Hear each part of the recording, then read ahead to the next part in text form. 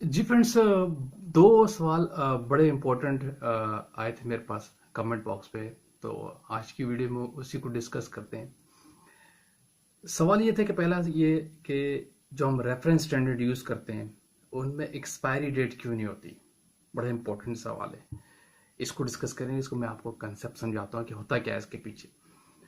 दूसरा ये जो हम रिलेटेड सब्सटेंस होते हैं फार्मास्यूटिकल इंडस्ट्रीज में, रॉ मटेरियल के अंदर, RS जिसको हम कहते हैं, उसको Empower 3 सॉफ्टवेयर पे हम इंटीग्रेशन किस तरह करेंगे। इंटीग्रेशन वाला जो क्राइटेरिया है, ये दोनों सवाल थोड़े डिफरेंट है, लेकिन दोनों को आज टेक्निकली तौर पर डिस्कस करते हैं कि बेसिकली होता क्या है।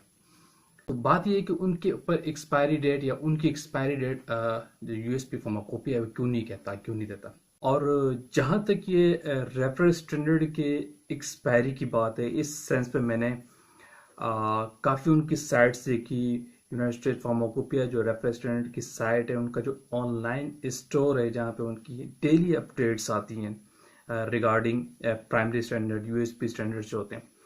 और अपने जो सीनियर्स का जो सर्कल है, वहाँ भी मैंने लोगों से नो हाउ ली इस हवाले से कि इसकी एक्सपायरी के जो क्राइटेरिया है क्यों है, इस तरह का क्यों रखा गया है। तो वहाँ से जो उनके जब मैंने पॉलिसी पढ़ी, स्पेशली जो यूएसपी की जो साइट पे जाके आप पॉलिसी देखते हैं एक्सपायरी डेट के हवाले से स्पेशली, तो उसमें टेरी फॉल उनके जो डायरेक्टर है, कमेटी हेड है जो बड़े यूएसपी की जो कमेटी यूएसए की, तो उन्होंने ये डिफाइन किया है कि ट्रेडिशनल पॉइंट ऑफ व्यू से, ट्रेडिशनल सेंस में हम जो ट्रेडिशनल सेंस क्या होती है, टर्म्स कंडीशन किसी भी जो ऑर्गेनाइजेशन होती है, जो बिजनेस ऑनर होते हैं, उनकी इंटरनल पॉलिसी होती है।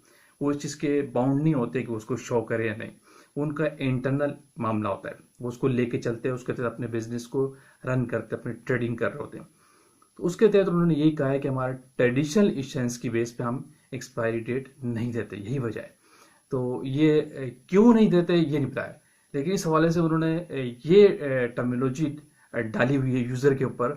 जो यूज़र हैं, प्रीवियस लॉट और करंट लॉट के फिनोमिना, यानी जब तक उनकी कोई लॉट मैन्युफैक्चर हुई है, मार्केट में है, फॉर एग्जांपल फॉलिक एसिड है, कोई भी यूएसपी का प्राइमरी स्टैंडर्ड है, जो उसका कैट नंबर, उसका लॉट नंबर होता है, वो वक्त उस वक्त तक वैलिड है जब तक कोई दूसरी लॉट नहीं आ जाती।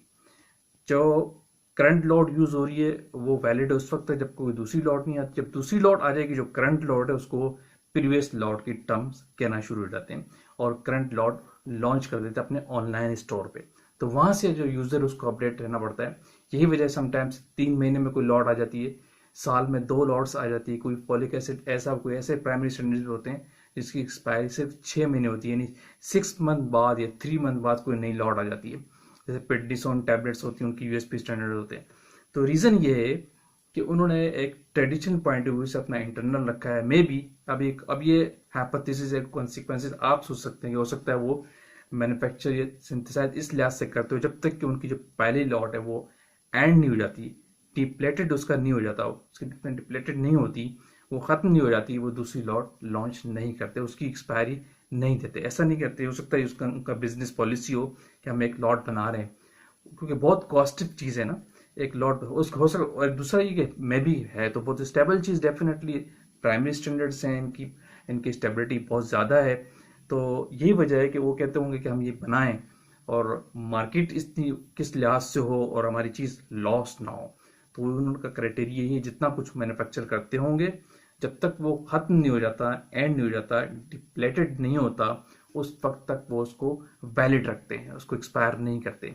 जैसी कोई दूसरी लॉट आ जाती है, दूसरी मैन्युफैक्चरिंग हो जाती है, जब वो पहली एंड हो जाती है, तो फिर वो जो दूसरी लॉट आती है उसको वो करंट लॉट कहना शुरू कर देते हैं, और जो पहले वाली थी उसको जो प्रीवियस लॉट कहते हैं, उनके पास से एंड होगी। कस्टमर के पास अवेलेबल है, उनको इससे कंसर्न नहीं है।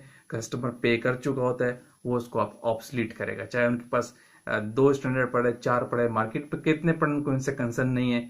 यूएसपी वो कमेटी को कंसर्न नहीं है, वो कहते हैं हमारे पास से एंड हो गया, हमने नई लॉट लॉन्च कर दी है, और जो आपके पास है वो एक्सपायर है, उसको आप प्रीवियस लॉट काउंट करेंगे, और जो हमने नई लॉन्च कर दी है वो करंट लॉट कहलाएगी। ये उनका ट्रेडिशनल सेंस है, इससे आप नहीं लड़ सकते, ये उनकी अपनी पॉलिसी है। आई होप कि इट मेक सेंस। अब आपको ये चीज़ क्लियर होगी कि क्या वजह है कि रेफरेंस जो यूएसपी के होते हैं उनके अंदर एक्सपायरी डेट वो क्यों नहीं लॉन्च करते, इसके पीछे कॉजेज क्या है, इसके पीछे लॉजिक क्या है। दूसरी बात थी कि रिलेटेड सब्सटेंस जो होते हैं हमारे पास, उनको हम एम्पावर सॉफ्टवेयर पे इंटीग्रेशन कैसे करते हैं। पहले तो ये समझ लें कि रिलेटेड सब्सटेंस है क्या। इस वाले से रिलेटेड सब्सटेंस मेरी पहले भी एक वीडियो अवेलेबल है, आप मेरे चैनल पे देख सकते हैं। देखिए रिलेटेड सब्सटेंस क्या है, जस्ट एक किस्म के कंटामिनेंट्स होते हैं, ठीक है। जो आपका एक्टिव इंग्रेडिएंट्स होता है स्ट्रक्चरल वाइज उस जैसे ही होते हैं, केमिकल भी हो सकते हैं, ठीक है, वैसा ही स्ट्रक्चर होता है, लेकिन ये जनरेट हो जाते हैं during synthesis, during raw material की जो मैन्युफैक्चरिंग होती है, बाई प्रोडक्ट के तौर पे आपके पास आ सकते हैं, ठीक है। इंटरमीडिएट स्पेस पे जो चीज बाई प्रोडक्ट क्रिएट हो जाती है, या डिग्रेडेशन के दौरान कोई एनएंशुमर्स कोई क्रिएट हो रहा है, कोई साइड प्रोडक्ट क्रिएट हो रही है प्रोडक्ट के डिग्रेडेशन के दौरान, इसीलिए आप डिग्रेडेशन स्टडी भी करते हैं। तो ये जो बाय प्रोडक्ट्स डेवलप हो जाती है, क्रिएट हो जाती है, इन्हीं को हम रिलेटेड सब्सटेंस कहते हैं, जो आपके एक्टिव इंग्रेडिएंट्स जैसी ही प्रॉपर्टीज रखती हैं। तो इसके इफेक्ट्स का जब ये चीज क्रिएट हो जाती है ड्यूरिंग अगर मैन्युफैक्चरिंग या सिंथेसिस के दौरान, तो फिर इसकी एक थ्रेशोल्ड वैल्यू होती है, मिनिमम डिसाइड होती है रिसर्च के बाद, ये कम से कम ये इस लिमिट में होना चाहिए, इतने परसेंट होना चाहिए। फार्माकोपी में भी डिफाइन है, जो आप रिलेटेड सब्सटेंस के टेस्ट करते हैं, अक्सर आपके पास रॉ मटेरियल एक रॉ मटेरियल के अंदर भी डिफाइन होता है कि रिलेटेड सब्सटेंस ये हैं, और इनको आप जीसी पे परफॉर्म करें, या आप इनको क्या कहते हैं एचपीएलसी पे परफॉर्म करें, या कोई और केमिकल टेस्ट भी हो सकता है। समटाइम्स जीसी की टर्म भी होती है, जीसी के ऊपर भी टेस्ट होते हैं, लेकिन एसए के ऊपर भी है। मैं अक्सर एग्जांपल कोट करता हूँ, जैसे आप लिंकोमाइसिन की टेस्टिंग करते हैं एचपीएलसी के अंदर, उसके साथ इम्प्यूरिटी, इनको हम इम्प्यूरिटी भी कहते हैं, ठीक है। उसके साथ एक आता है लिंकोमाइसिन बी। तो लिंकोमाइसिन बी है वो बेसिकली एचपीएलसी पे टेस्ट होता है, और फिर जो जो कंपाउंड्स होते हैं जितने भी आपके पास, उनके क्राइटेरिया और एक्सेप्टेंस की जो लिमिट है वो एज पर कंपाउंड होती है। जरूरी नहीं कि हर इम्प्यूरिटी का जज करने का तरीका एक ही तरह हो। समटाइम्स इम्प्यूरिटीज का ऐसे भी एक्सेप्टेंस क्राइटेरिया गिवन होता है ऑन द बेसिस ऑफ जब जस्ट एरियाज आप जजमेंट कर रहे होते हैं, on the basis of retention time वो फार्माकोपिल आपको डिफाइन कर रहा होता है, और on the basis of percent भी देता है हर लिहाज से। अगर आपको ये कहा है कि इसको इस इम्प्यूरिटी को चेक करना, और ये गिवन इस कंपाउंड के दौरान कि इतने परसेंट से ज्यादा नहीं होना चाहिए, ठीक है।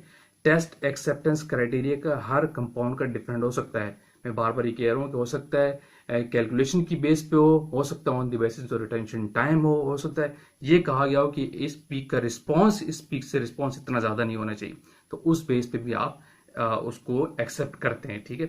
लेकिन अगर ये कहा है कि इसको हम इंटीग्रेशन किस तरह करते हैं, और ये क्राइटेरिया गिवन है कि आप इसके स्टैंडर्ड लगा के और सैंपल लगा के इम्प्यूरिटी के पता करें कि कितने परसेंट है, तो डेफिनेटली जो इम्प्यूरिटीज जब चेक होती है रिलेटेड सब्सटेंस को आप चेक करते हैं, तो उसके लिए उनके अलग से स्टैंडर्ड्स आते हैं। अगर आपकी इम्प्यूरिटीज के आपके पास स्टैंडर्ड्स नहीं है तो आप उसको चेक नहीं कर सकते। किसी इम्प्यूरिटी को चेक करने के लिए फर्स्ट उसका आपको रेफरेंस स्टैंडर्ड चाहिए, फिर हम वही रेफरेंस स्टैंडर्ड की बात कर रहे हैं, उनके अलग से स्टैंडर्ड्स आते हैं, वो आपको परचेज करने पड़ते हैं।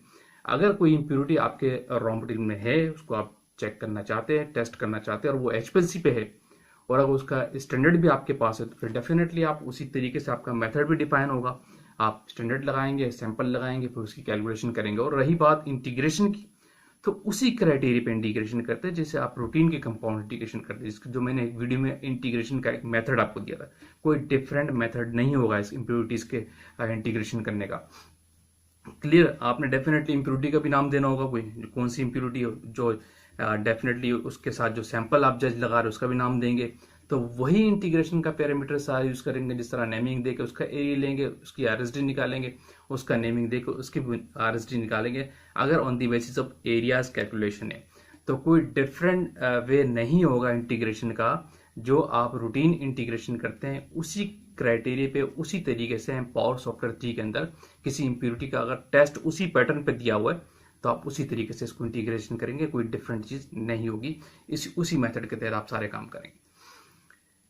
क्लियर, एक थोड़ी सी शॉर्ट समराइज डिस्कशन थी कि इम्प्योरिटी पे हम किस तरह जजमेंट लेते हैं। वीडियो कहाँ पे एंड करते हैं, तो कोई और क्यूरीज है तो आप ओपनली पूछ सकते हैं। और अगेन मैं ये कहूँगा जो लोग चैनल पर न्यू है वो तो लाजमी सब्सक्राइब कीजिए, ताकि इस तरह की टेक्निकल वीडियोज आप तक पहुँचती रहे। Thank you for watching. Allah हाफिज़।